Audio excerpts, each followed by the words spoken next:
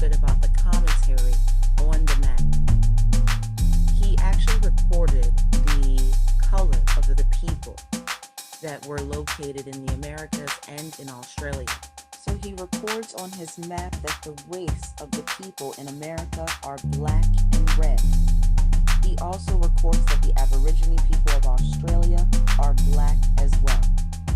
So this paints a completely different picture than what we typically think of when we think of the first explorers arriving in the Americas. It's important to note that the Chinese people who came 600 years ago were all men.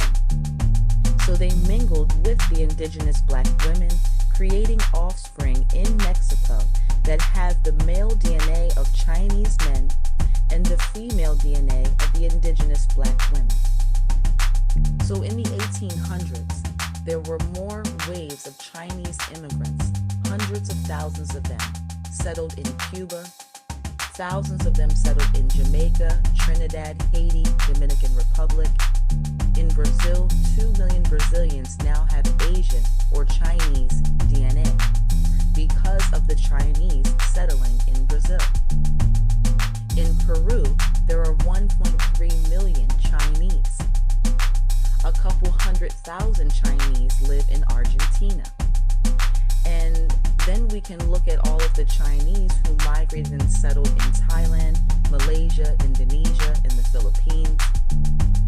And when many people think about the invasion of the Americas, they think about white settlers. And they're leaving out a huge part of the equation, which is the Asian invasion and settlement of the Americas that took place first. And it all matters because the Asian, the Caucasian, and the Eurasian DNA has been widely spread throughout the Americas for the past 600 years. And now this Asian, Eurasian, and Caucasian DNA, even though we know that they come from Neanderthals, now they are all classified as the indigenous people of the Americas. So genetically, Mexicans are Chinese, and the so-called Native Americans of North America are actually Chinese and European, or basically what we would call Eurasian. And you'll notice that no matter where they are, in North America, South America, the Caribbean, they all claim to be the indigenous people of the land, even though their DNA proves that they're European and Asian descent. So indigenous black Mexicans are still present in Mexico today, but they're not recognized as the indigenous people of the land. Instead, it is the yellow-skinned Chinese race that is recognized and classified as the indigenous people of the land. And we can look at some of the structures that still exist today in Mexico that we can clearly see were built by the Moors. And not just these structures, even the most ancient Mexicans dress up like the Moors. So we know who the indigenous people are, but it's yellow-skinned Asian race that is classified as the indigenous people of the Americas. And they've done the same thing in North America. We can look at how black the natives of North America were just a few hundred years ago. But today, black people in America are not classified as indigenous people to the land. They're classified as slaves who came in slave ships.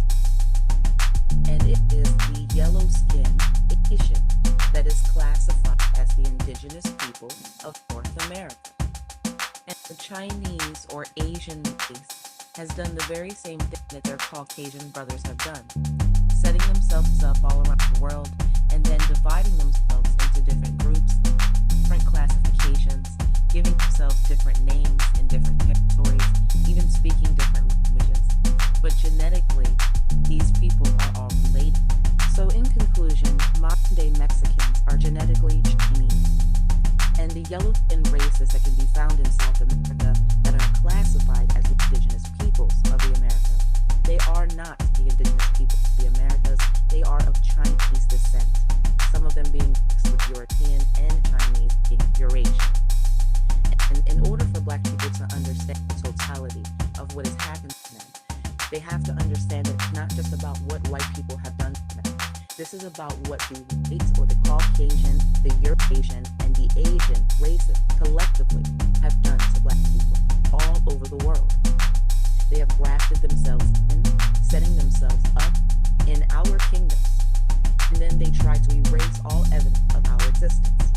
And they rewrite history, classifying themselves as the indigenous people of the lands that they have invaded. And at the end of the day, the DNA doesn't lie. We know that the white races, the Asiatic races, are Neanderthals. So the DNA proves that they are not indigenous to any land upon the earth because they come from the caves. The European was that powerful.